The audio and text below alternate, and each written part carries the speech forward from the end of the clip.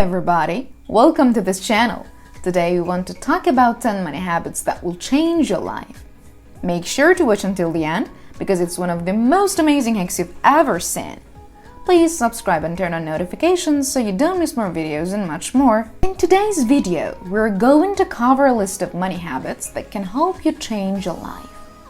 This entire list might be overwhelming, so maybe you don't want to do all of it, and that is totally fine. Pick one item from the list and it will make a difference in your finances. The number one factor that influences the kind of car that you drive is the neighborhood that you live. Because you drive the type of car that your neighbors drive. So you see the kind of car that all of your neighbors drive, and that is the type of car that you also drive. We're heavily influenced by other people and what they do with their money, and so this is difficult to do. So, you have to ignore everyone. You have to ignore the car they have. You have to ignore the house they live in, the dinners that they go out and eat, the purse they wear, the shoes they wear, the vacations they take. Stop following them on Instagram. Stop seeing their highlight reel on social media. You have no idea what their life is like and what their finances are like, and vice versa. They have no idea what you're doing as well. Everyone's priorities are different, so you have to just put on blinders. Number 2 is to identify your wants versus needs. And I have a challenge for you. If you want to feel like you got a raise when you didn't get a raise, or have more money in your budget to play with, whether it's investing or saving or vacations or whatever, it doesn't matter. Do this right now. So, go back over the last month and print out your bank statement and your credit card statement and get a highlighter to go through this statement and highlight every single thing that was a want and was not a need.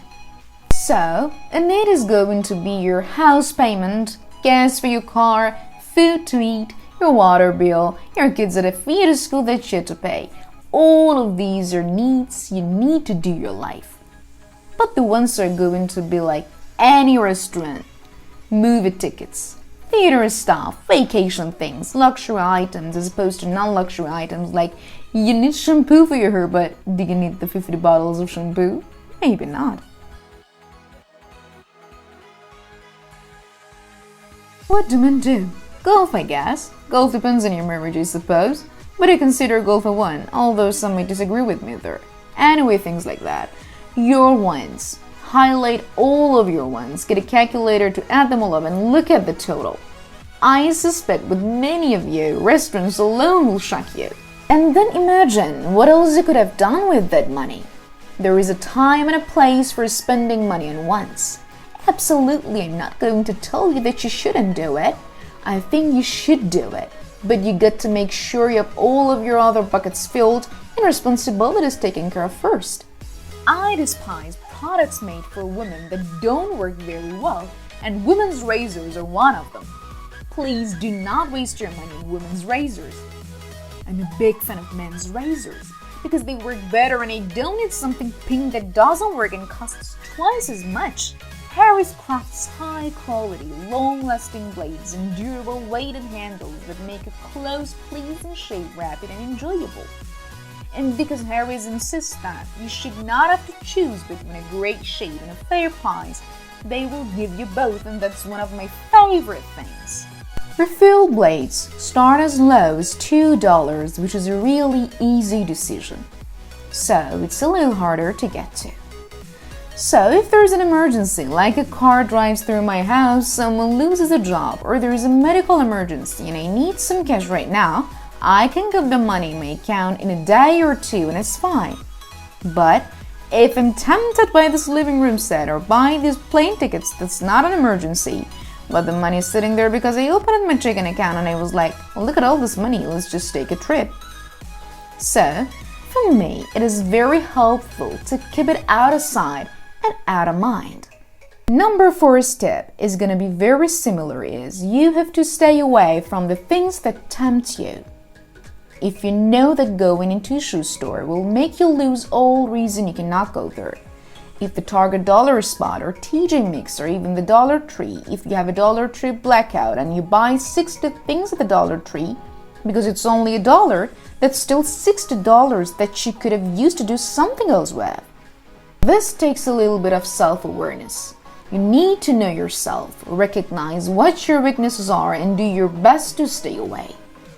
This is usually a woman thing, because women like to shop for entertainment like window shop or online shop. That can be a very dangerous hobby because you're so much more likely to hit the complete purchase button, which is like the best feeling on the planet, isn't it?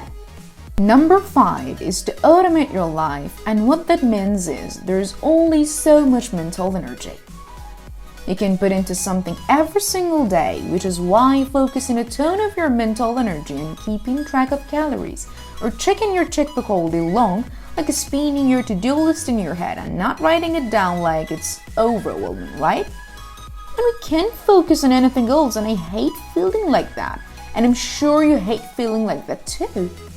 We're gonna take the things that you can and automate them to get them out of our brain, so we don't have to think about them anymore.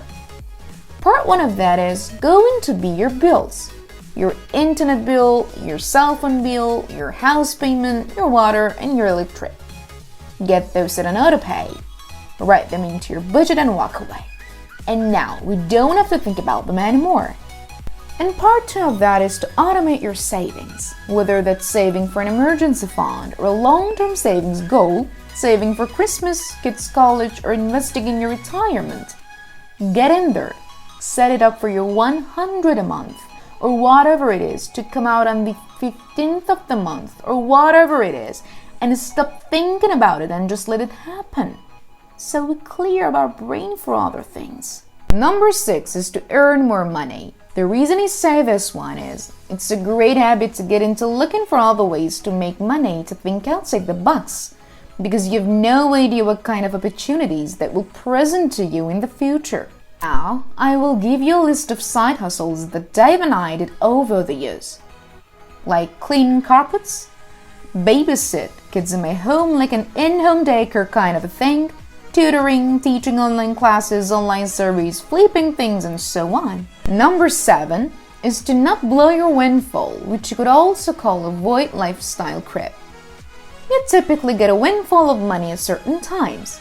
Some people get a tax, refund, get a raise, a bonus, you change jobs, you get a stimulus check, you get money from grandparents for Christmas, or whatever it is. Instead of upgrading your car, or upgrading your house or lifestyle, or going out to eat more, which is going to cost more money, and then you have to maintain that higher cost of living continuously.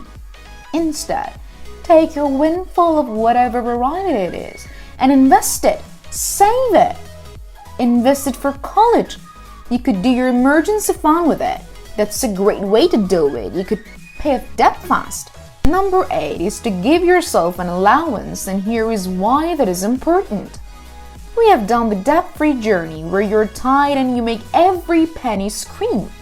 Spins and rice and beans and ramen and oatmeal for breakfast for months upon months, and spaghetti for dinner for months and months, and you don't go anywhere or do anything, and you work all the time, and it's exhausting. It is very hard to be the tide for the long. So every month you would buy from the top of the list and the bottom of the list an item that we could use. The first item on the list was a bike pump because I exercised using a road bike. I bought a bike pump for $35. The next month it was a pair of basketball shoes for Dave so he could play basketball with difficulty. They were not expensive, but they were things that we kind of needed and could get a lot of use out of, and made the process not quite so daunting. Number 9 is going to be a difficult process. It's to identify your psychology. I'm probably not even saying that right up while you do things. So, the next time you want to buy something, ask yourself, why do I want this item? You're just doing some self-reflection here. Thank you for watching this video. Please subscribe and like our video to support us, and turn on notifications so you don't miss much more. See you at the next video.